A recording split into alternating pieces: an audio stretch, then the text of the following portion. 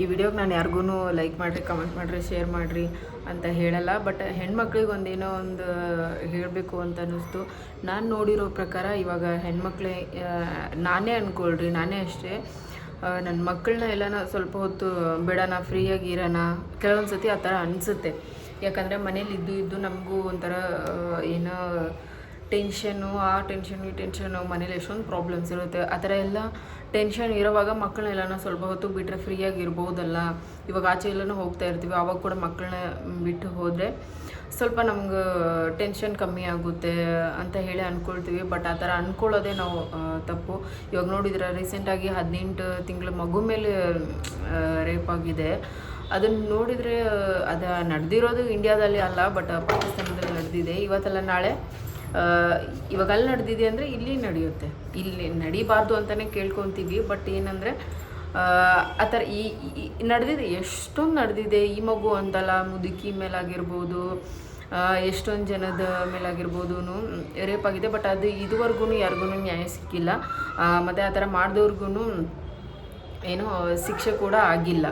ಹಾಗಾಗಿ ನಾವು ಅಟ್ಲೀಸ್ಟ್ ನಾವು ಹೆಣ್ಮಕ್ಳು, ಇವಾಗ ಮಗು ಮೇಲಾಗಿದೆ ನಿಜವಾಗ್ಲೂ, ಅದೊಂದು ವಿಡಿಯೋ ಇನ್ಸ್ಟಾಗ್ರಾಮಲ್ಲಿ ನೋಡ್ತಾ ಇದ್ರೆ ಮೈ ಜುಮ್ ಅನಿಸುತ್ತೆ. ಅದನ್ನು ನೋಡಿದ್ರೆ ಕಣ್ಣಲ್ಲಿ ನೀರು ಬರ್ತೈತೆ. ನಿಜವಾಗ್ಲೂ ಆ ನೈಟಿಂದ ನೋಡಿದಾಗಿಂದನೂ ನಮ್ಮ ಮಕ್ಕಳನ್ನ ನಾವು ಯಾವ ಥರಪ್ಪ ಬಿಡಬೇಕು ಆಚೆ. ಅದು ಪಾಕಿಸ್ತಾನದಲ್ಲೇ ಆಗಿದೆ. ಅದು ಏನಂತಂದರೆ ಫುಲ್ ನನ್ನ ರಿಸರ್ಚ್ ಮಾಡಿ ಎಲ್ಲ ಕಡೆ ನೋಡಿದಾಗ ಗೊತ್ತಾಗಿದೆ ಏನಂತಂದರೆ, ಪಕ್ಕದ ಮನೆ ಹುಡುಗ ಡೈಲಿ ಆಟ ಆಡಿಸ್ಕೊಂಡು ಇರುತ್ತೆ ಅಂತ ಹೇಳಿ ಅವ್ರ ತಾಯಿ ಆ ಮಗು ಆ ಥರ ರೇಪ್ ಮಾಡಿರೋದು ಕೂಡ ಏನು ದೊಡ್ಡ ವ್ಯಕ್ತಿ ಅಲ್ಲ. ಅದನ್ನು ನೋಡಿದ್ರೂ ಕೂಡ ಗೊತ್ತಾಗುತ್ತೆ ಚಿಕ್ಕ ಹುಡುಗ ಅಂತಲೇ. ಅದು ನೋಡಿದಾಗ ಸರಿ, ಇವಾಗ ಚಿಕ್ಕ ಹುಡುಗ ಅಂತಾನೆ, ಇವಾಗ ನಾವೇ ಅಷ್ಟೇ ಪಕ್ಕದ ಮನೆಯವ್ರು ಯಾರೋ ಅಥವಾ ಯಾರೋ ನಮ್ಗೆ ಗೊತ್ತಿರೋರು ಯಾರೋ ಮಕ್ಕಳನ್ನ ಎತ್ಕೊಂಡಾಗ ನಮ್ಗೆ ಗೊತ್ತಿರುತ್ತಾ ಈ ಥರ ಹಿಂಗಾಗುತ್ತೆ ಅಂತ ಹೇಳಿ. ಡೈಲಿ ಹಿಂಗೆ ಮಾತಾಡ್ಕೊಂಡು ಇರೋವಾಗ ಡೈಲಿ ಮಗು ಜೊತೆ ಆಟ ಆಡಿಸ್ಕೊಂಡಿರುತ್ತೆ. ಸರಿ ಚಾಕ್ಲೇಟ್ ತೊಗೊಂಬರ್ತೀನಿ ಅಂತ ಹೇಳಿ ಹೋಗ್ತಾರೆ. ಆ ಮಗುನ ಕರ್ಕೊಂಡು ಹೋಗಿ ಎಷ್ಟೋ ಟೈಮ್ ಆದಮೇಲೆ ಮಗು ಇನ್ನೂ ಬರ್ದಿರಲ್ಲ. ಓಕೆ, ಏನೋ ಆಟ ಆಡಿಸ್ಕೊಂಡು ಇರ್ಬೋದೇನೋ ಅಂತ ಹೇಳಿ ತಾಯಿ ಅಂದ್ಕೊತಾಳೆ.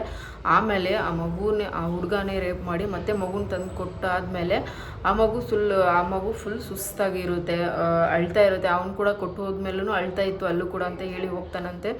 ಆಮೇಲೆ ಆ ಮಗು ಅಳ್ತಾ ಇರೋದನ್ನ ನೋಡಿಬಿಟ್ಟು ಪಕ್ಕದಲ್ಲಿರೋ ಹಾಸ್ಪಿಟ್ಲ್ ಕರ್ಕೊಂಡು ಹೋಗ್ತಾರೆ. ಅವಾಗೂ ಕೂಡ ಡಾಕ್ಟರ್ಸ್ ಎಲ್ಲ ನೋಡಿದಾಗ ಓಕೆ ಸುಸ್ತಾಗಿರ್ಬೋದು ಏನೋ ಅಂತ ಹೇಳಿ ಗ್ಲೂಕೋಸ್ ಕೊಡ್ತಾರೆ, ಏನೋ ಕೊಡ್ತಾರೆ ಕುಡಿಯೋಕೆ. ಅದನ್ನೆಲ್ಲ ಕುಡಿದು ಆವಾಗ ಸರಿ ಪ್ಯಾಂಪರ್ಸ್ ಚೆಕ್ ನೋಡಿದಾಗ ಗೊತ್ತಾಗುತ್ತೆ ಫುಲ್ ಬ್ಲಡ್ ಬಂದಿರೋದು. ಆವಾಗ ಗೊತ್ತಾಗುತ್ತೆ ರೇಪ್ ಆಗಿದೆ ಅಂತ ಹೇಳಿ.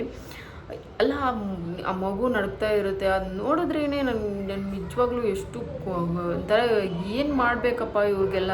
ಇನ್ನೂ ಯಾವ ಥರ ಎಲ್ಲರೂ ಹೇಳ್ತಾರೆ ಬಟ್ಟೆ ಹಾಕೊಳ್ಳೋದ್ರಿಂದ, ಹೆಣ್ಮಕ್ಳು ಈ ಥರ ಆಡೋದ್ರಿಂದ, ಈ ಥರ ಬಟ್ಟೆ ಹಾಕೊಂಡು ಸುತ್ತೋದ್ರಿಂದ ಅಂತ. ಇವಾಗ ಆ ಮಗು ಯಾವ ಬಟ್ಟೆ ಹಾಕ್ಕೊಂಡಿತ್ತು? ಆ ಮಗುಗೆ ಆ ಥರ ಆಗ್ತಾ ಇದೆ ಅಂದರೂ ಕೂಡ ಏನು ನಡೀತಾ ಇದೆ, ನಾನು ಯಾವ ಥರ ಈ ಥರ ನಡೀತಾ ಇದೆ ಅನ್ನೋದು, ಈ ಥರ ನಡೆದಿದೆ ಅಂತ ಹೇಳಕ್ಕೆ ಬರಲ್ಲ. ಈ ಥರ ಒಳ್ಳೇದು ನಡೀತಾ ಇದೆಯಾ, ಕೆಟ್ಟದ್ದು ನಡೀತಾ ಇದೆ, ಏನೂ ಗೊತ್ತಾಗಲ್ಲ.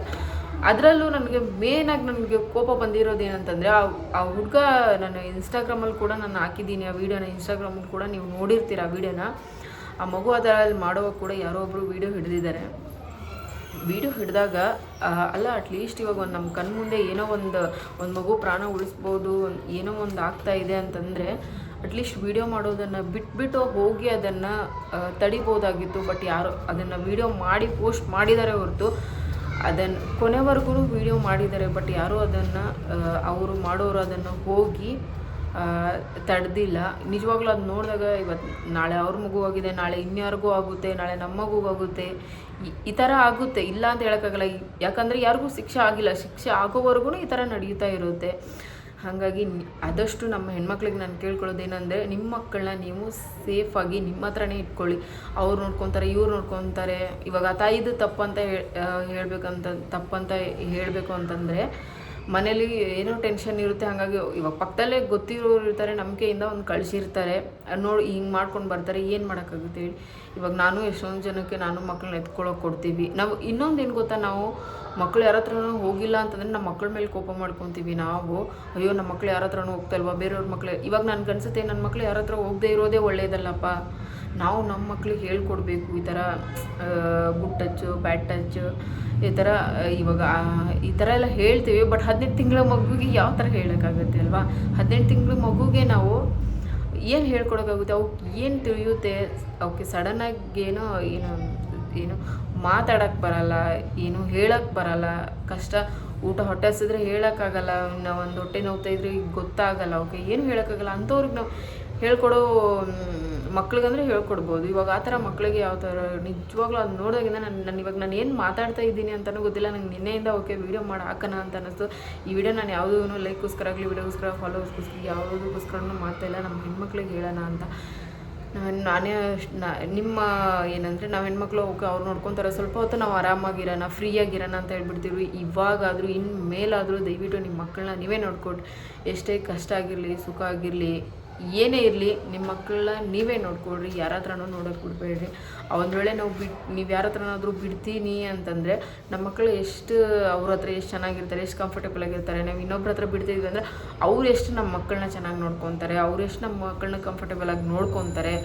ಎಷ್ಟೊತ್ತು ಅಂದರೆ ಹಬ್ಬ ಅಂದರೆ 1 hour ಅರ್ಧ ಗಂಟೆ ಅಷ್ಟೇ ಇರ್ತಾರೆ ಮಕ್ಕಳು. ಯಾರ ಹತ್ರನೂ ತಂದೆ ತಾಯಿ ಹತ್ರ ಬಿಟ್ಟರೆ ಇನ್ನು ಯಾರ ಹತ್ರನೂ ಮಕ್ಕಳು ಇರ್ತಾರೆ ಅಂತ ಅಂದರೆ ನಾವು ಮಕ್ಕಳನ್ನ ಒಬ್ರನ್ನ ಬಿಡ್ತಾ ಇದ್ದೀವಿ, ಅವ್ರ ಹತ್ರ ಚೆನ್ನಾಗಿದ್ದಾರೆ ಅಂತಂದರೆ ಅವ್ರು ಅಷ್ಟು ಚೆನ್ನಾಗಿ ನೋಡ್ಕೊಂಡಿರ್ತಾರೆ. ನಾವು ಇವಾಗ ಮಕ್ಕಳನ್ನ ಬಿಡ್ತಾ ಇದ್ದೀವಿ ಅಂದರೆ ಅವ್ರ ಮೇಲೆ ಒಂದು ನಂಬಿಕೆ ಇರುತ್ತೆ ನಮಗೆ ಅಲ್ವಾ. ಅಟ್ಲೀಸ್ಟ್ ನಾವು ಇನ್ಮೇಲಾದರೂ ಬುದ್ಧಿ ಕಲಿಯೋಣ. ಹೆಣ್ಮಕ್ಳು ನಿಮ್ಮ ಮಕ್ಕಳನ್ನ ನೀವೇ ನೋಡ್ಕೊಡ್ರಿ, ದಯವಿಟ್ಟು ನಿಮ್ಮ ಮಕ್ಕಳನ್ನ ನೀವೇ ನೋಡ್ಕೊಡ್ರಿ.